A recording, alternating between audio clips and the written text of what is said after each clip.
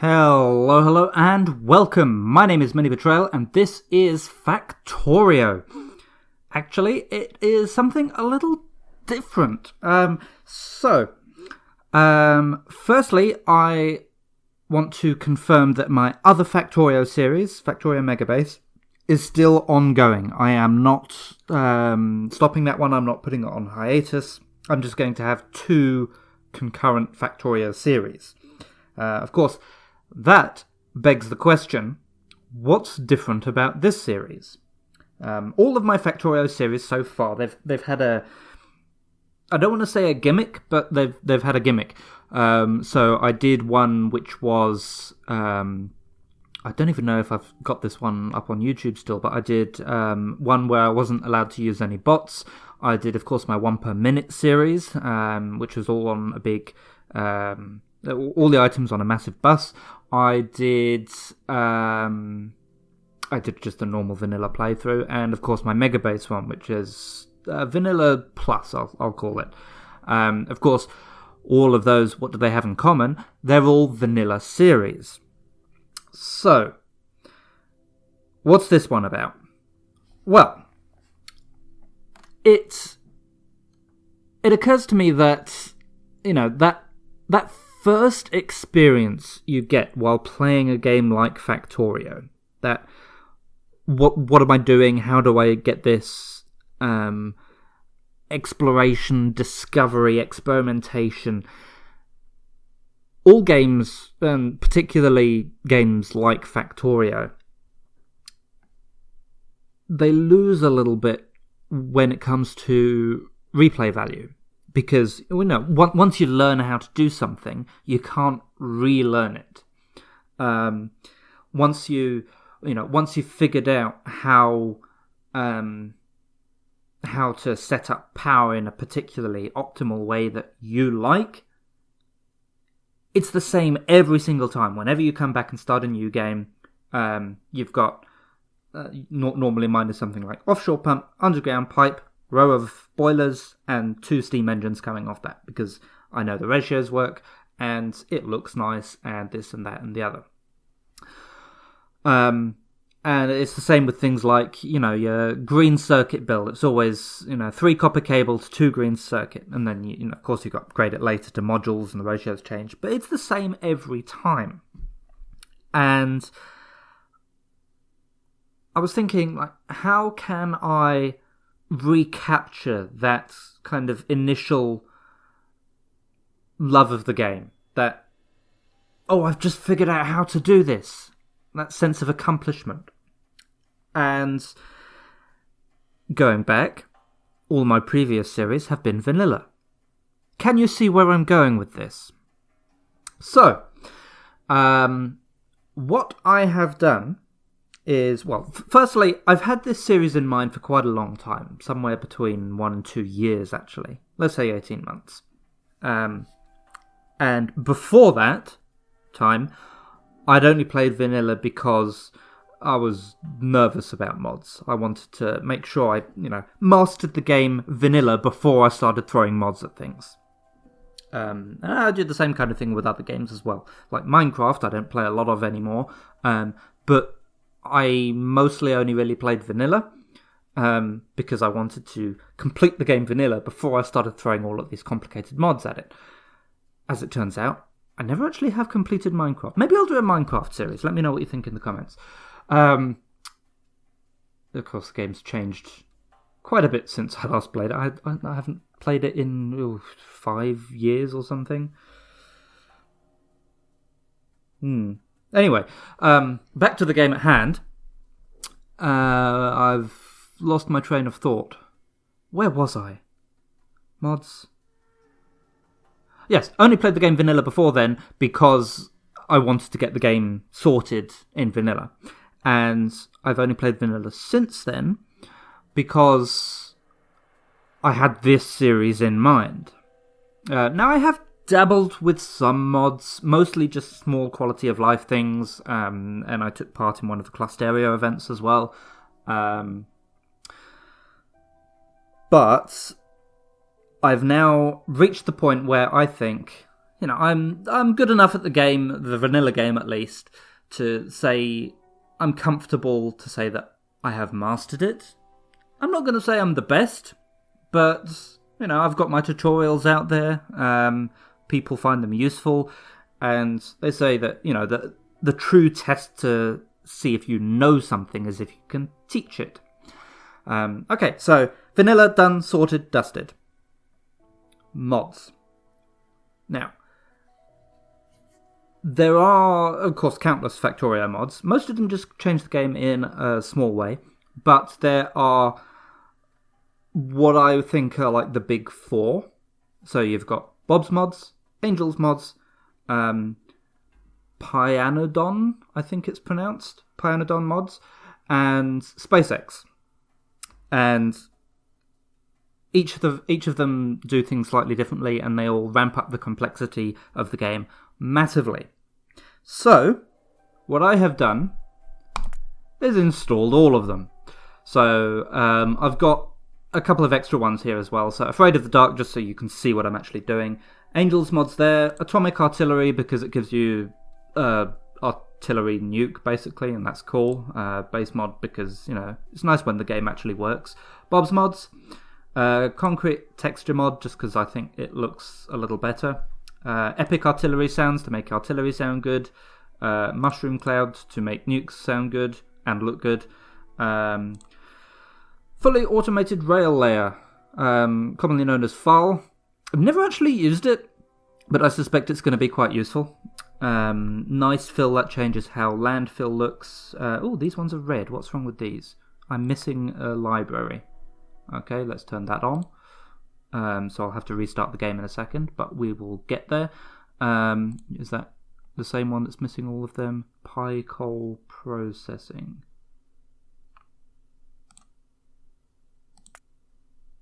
Oh yeah, okay, that's up there as well. So yeah, I think they're just all missing the stand. Okay, well, that'll get fixed. SpaceX, or the Space Extension mod. That gives you stuff to do once you've actually launched the rocket.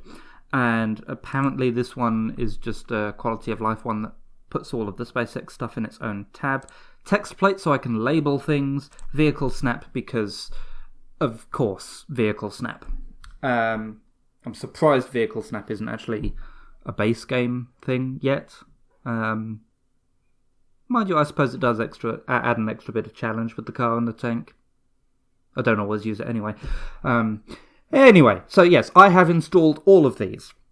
In the 18 months or so since I came up with this idea, I have specifically avoided looking at any of these mods on the mod portal, the forums, the subreddit, Discord, anything like that. So, other than what I've said, I have no idea what these do. I mean, some of them you can sort of tell from the name that, this one messes around with how smelting works. Provides alternative ways to produce plate and increase ore yield at the expense of space and energy. So, it just makes the game harder. This one, another type of crawler. What's a crawler? I don't know. But it was made by Arch 666 Angels, so I've got it. Yes.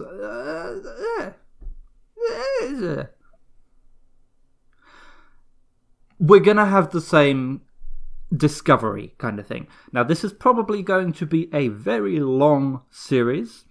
At this point, I don't know how I'm going to edit it. I don't know if it's going to be properly edited, where each episode is a lot of gameplay cut down, or if it's just going to be real time. I think the first few episodes I'm going to do real time, at least until I sort of figure things out. But hopefully this will give you the opportunity to see someone who is good at the game, but still figuring out what the hell is going on. So, I will... I'll install that... What was it? I've already forgotten what it was. I think I clicked the button already, though. Standard library. Yeah. So I'll install that, and then let's go have a look at some map generation settings. Okay, so we are back in the game. I just spent a good 10 minutes talking to myself without pressing the record button, but the standard library is now installed and appears to be working. So let's now have a look at map generation. So if we go new game, we have... Oops, let's not do that. We have so many more resources to deal with. I don't even know. We've got some that look the same. So instead of just coal, copper, and iron, we've got coal, rock, copper, rock, iron, rock. We've also got aluminium reserve, chromium, rock, lead rock, what? Nexilite, nickel, big ancient remains. I again don't even know. Quartz, salt, sulfur, tin, titanium, uranium. I recognise that one. Zinc, infinite sapphirite, givelite, styrotite, crotinium, rubite, bobmonium, and coal, and then sapphirite, givelite, styrolite, crotinium, rubite, bobonium, fissures, gas wells, coal! There's just ordinary coal. Thorium, borax, infinite borax, molybdenum, niobium, molybdenite, niobium that's not... So we've got niobium and infinite niobium, and then molybdenite and infinite molybdenum. Oil, sand, aluminium ore, chromium ore, lead ore, nickel ore, quartz ore, tin ore, titanium ore, zinc ore, phosphate rock, raw earth bolide, I think that says, raw coal, radiolites, volcanic pipe, crude oil, that's another one I recognise, small oil patch, big oil patch, and a medium oil patch, and a massive oil patch, and a tar pit. So we've got all of that. Terrain is exactly the same. I'm going to leave all the resources on default, all the terrain on default. For the enemy, now, in one of the mod settings, I forget which mod it was, but I did see a reference to biters dropping a kind of resource, similar to how biter bases used to drop alien artifacts when you killed them. So that leads me to believe that it may be necessary to leave biters in the game, so I'm not going to take them off. I'm also not going to play on peaceful, but what I am going to do is I'm going to turn the starting area size all the way up, and I'm going to turn all of this, so I'm going to turn the maximum expansion distance down to 2, so they don't go very far when they expand. I'm going to turn the minimum group size down to 1. 1. No, actually 2. Don't want them to be too lonely. Maximum group size is going to be 5, and the cooldown is going to be 60 minutes. Okay. It occurs to me, I don't know how exactly this works. So the minimum cooldown is the minimum time between enemy expansions being sent out, and the maximum cooldown is the maximum time. If they are both the same, as they are here, 60 minutes, that means that each base will send out a new party every hour. But is it all the same hour? Like, if there's 100 bases around, are they all just going to sit there for an hour and then all expand at the same time? Because that sounds kind of horrible. I'm going to bump this up to 2 hours. Yeah, so somewhere between 1 and 2 hours, just in case. Evolution, I'm going to keep to default. And then in advanced settings, I'm just going to enable the research queue. Okay, let's have a look at a map preview. Now, I have no idea what any of these dots and things are. So all I'm really doing is having a look at land. Now, when I was talking to myself for 10 minutes, I did come across what looked like quite a nice seed. Yeah, so I did copy it. Whoops. You learn something new every day. You can move that. So the seed I got was this one.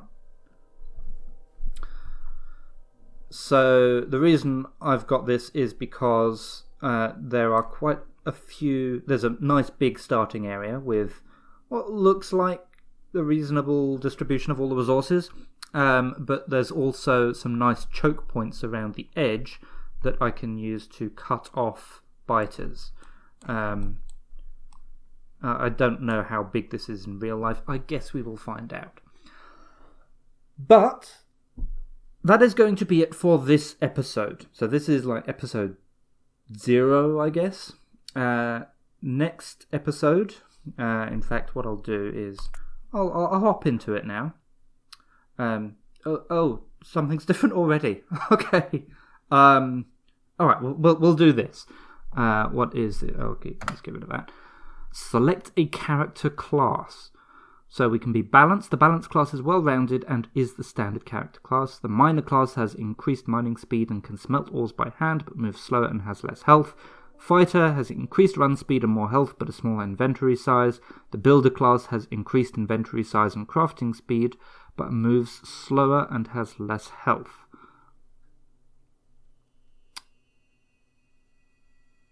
I'm tempted to go... I was going to say I'm tempted by the builder class, but I'm going to go for balanced. Okay, so what's that? That is borax. That's borax. That's ancient remains. That is a tar pit, sapphirite, coal, niobium, rubite. Trees, I know what they are. More borax reserve requires 5 synthesis gas per mining operation. All right.